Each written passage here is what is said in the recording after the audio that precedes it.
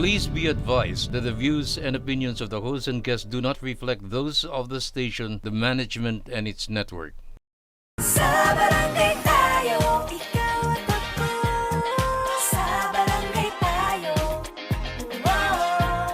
sa barangay tayo, ikaw at ako. Nagbibigay ng aral sa mga kagawad at kapitan. Sa barangay tayo.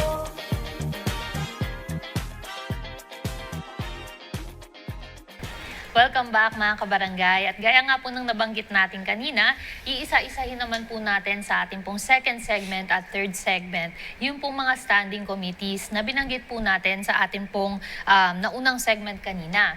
Unahin na po natin ito pong Committee on Appropriations and Finance at kung ano po ang mga functions nito at kung ano po ang mga responsibilities po ng mga parte ng committee po na ito. Unang-una po dyan, the chairman po ng Committee on Appropriations and Finance shall be responsible for the monitoring and control of the barangay budget.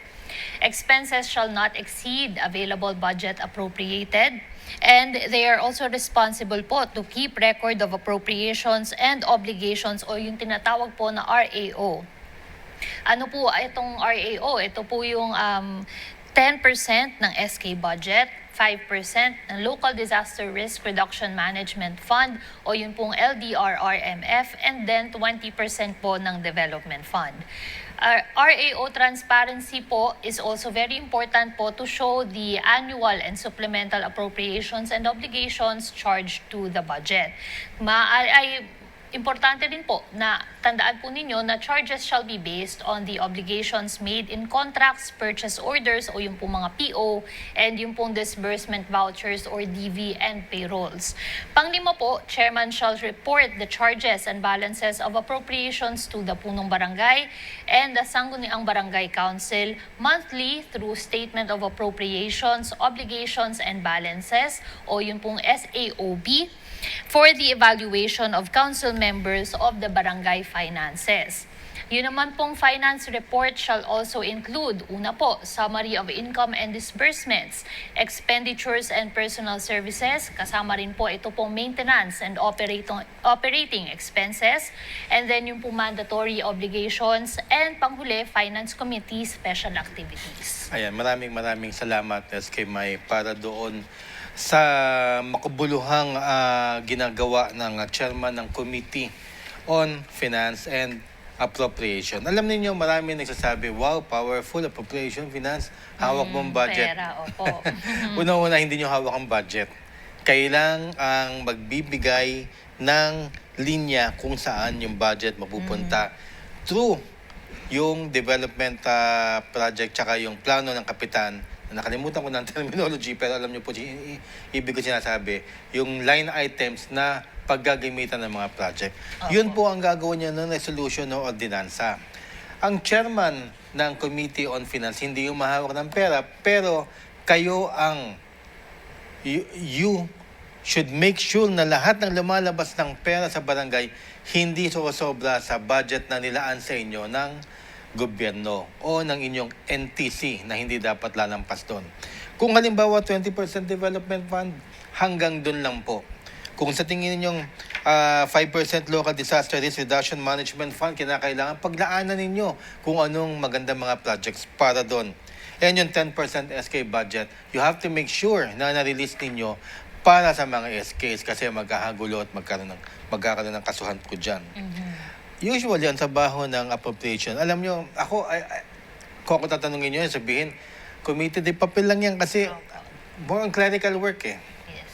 Kasi kayo ang magsusulat ng annual and supplemental. Kayo magpipresent sa committee ninyo. Sa komite, sa council. Yung annual and supplemental budget, kasama ang kapitan. Kayo, pinaplano nyo po yan. Puro sulat po yan. Kinakailangan ma-justify nyo kung bakit umabot ng ganon. Pati na rin POs and DVs and payrolls, kinakailangan nakalatag yan. Sila At nire-report nyo monthly. Monthly yan sa session. Kasi inaabangan ng mga hagawad magkano naggastos natin din eh. Meron mga titira para din eh. O, kinakailangan bang pondohan na yung ganito? Na-release ba yung budget na pang-project ng 1% sa seniors. Opo. Sa mga PWDs, nire-report yan through Statement of Appropriations, Obligations, and Balances or SAOB. Opo. Yan po, napakabigat po ng responsibility ng committee, chairman ng committee na yan. Yung financial report regarding expenditures and personal services, kung lumalabas po, napapasweldo ang mga tao, nandyan po lahat yan.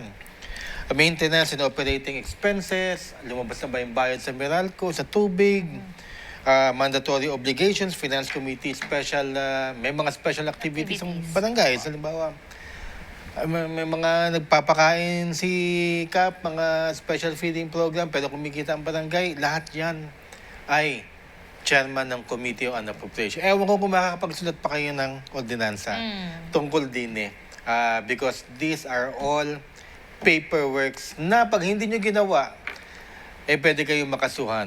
Kasi ito ang totoong transparency na hinihintay ng lahat ng mga kagawad. Manggagaling yan sa chairman ng APROP committee. Kaya po sinasabing close kasi si Kagawad Butchke, Kapitana May Salazar. So, Salazar, I'm sorry. So, si Kagawad Butchke ginawa, natural. Ginawa ko APRO. Pag-uusapan namin yan At yan ang ihahain namin sa inyo. So, mas maganda na yung magkakampi talaga. Usually, ang PB at ang Finance and Appropriation Chairman. Yan po, maraming salamat po sa paliwanag po, Kags Butch. Ito naman pong ating kasunod na committee ng pag-uusapan, ito pong Education, Culture, and Heritage. Ano po ba ang ginagawa ng committee na ito? They help the community gain knowledge and information to improve their lives. At kasama na rin po ang pag-preserve sa atin pong Filipino culture and heritage traditions. Kags Butch, ano po ba yung mga ginagawang programa nitong committee na ito? Lahat ng pwedeng itulong mo para ma-educate o mahulma, hindi lang ang mga bata sa komunidad ninyo, pero ang inyong mga constituents, bata man o matanda o mga senior citizens, ay dapat gawin mo para meron silang mga additional knowledge. Kagaya ng mga ibang ginagawa na pwede namin i-advise sa inyo, pwede kayong mag-set up ng public libraries. Yan, nagawa ko yan. Wala akong pera akong ginastos. 3 schools sa amin. Pinuno ko yung mga libro, hiningi ko lahat yan sa aking mga kaibigan, pati mga encyclopedias at mga libro galing pang Amerika. Nagbigay din yung mga classmates ko from the States. 3 library ang na-set up namin, bawat eskwelahan. At nagkaroon pa ako ng isang public library sa isang malaking depressed area na ginawa namin ng public library, nilagyan namin ng bubong at doon po nakakapag-aral, nakakapagbasa yung mga bata ng libreng mga books. Of course, namimigay din kami ng free books.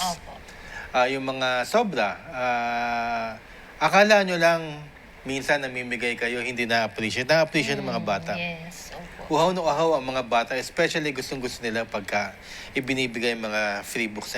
Mentoring programs. Halimbawa sa SK may magaling kumanta. Pabubuntahin namin sa isang area, voice lessons. Kahit anong lessons, psychological or whatever, kahit ano na mentoring program like sa basketball and whatever, ginagawa po namin yan at pwede nyo gawin din. Reso lang ang kailangan dyan o kaya program of government lang yan. Hindi natin kailangan maging technical.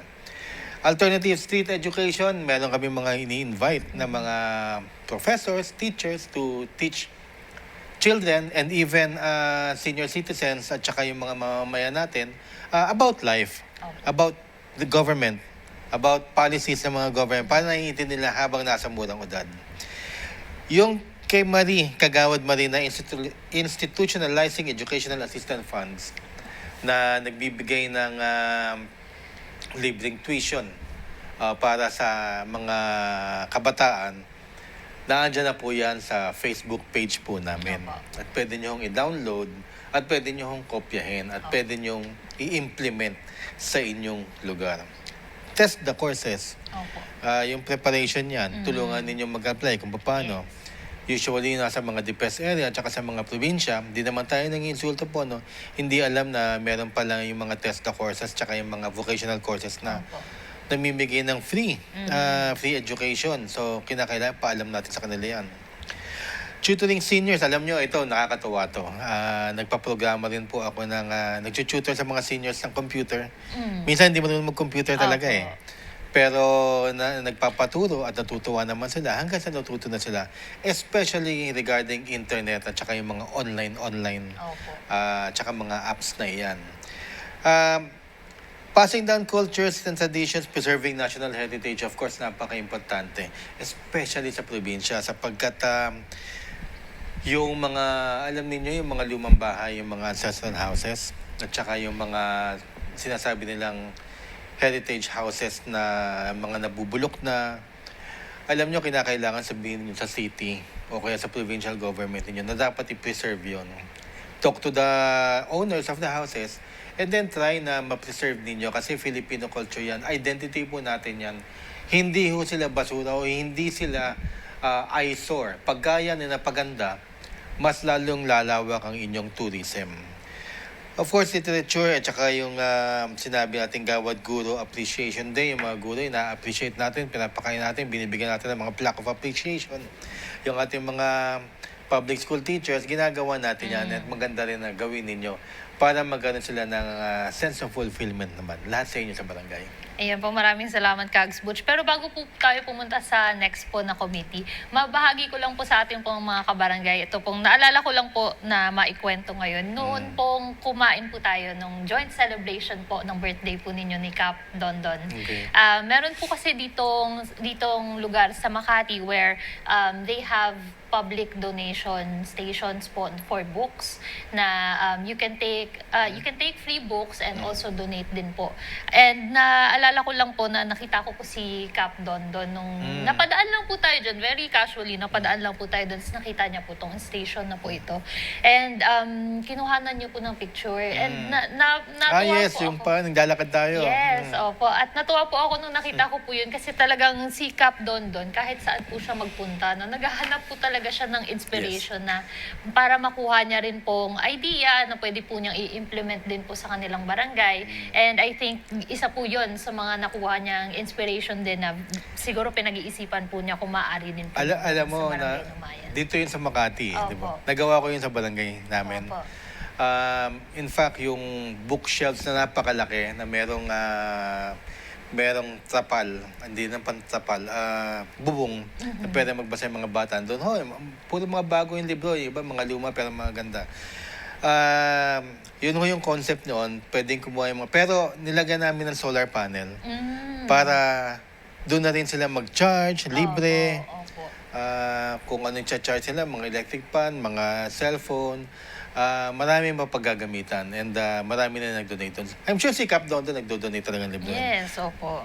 Nakakatuwa lang po talagang makita na si Cap Dondon kahit po nasa labas, kahit wala po sa barangay nila, nakakakita po ng mga ganyan, inspiration para sa kanilang barangay. And mga kabarangay, pwede din po ninyong gawin po yun kung may nakikita po kayong mga programa mula sa ibang barangay or dito po sa mga nag-guest po natin dito, maaari nyo din pong kopyahin o gawing best practice lamang din po as inspiration sa inyo pong mga barangay kung applicable po sa inyo yung programa na yon. Ayan Yes. po. Ito naman pong next po natin na committee, napaka-importante po nito, Kags Butch, ito pong Committee on Health. Ang kanila pong tungkulin ay to formulate policies and legislation to enhance health and social welfare services and of course to build and develop community health projects.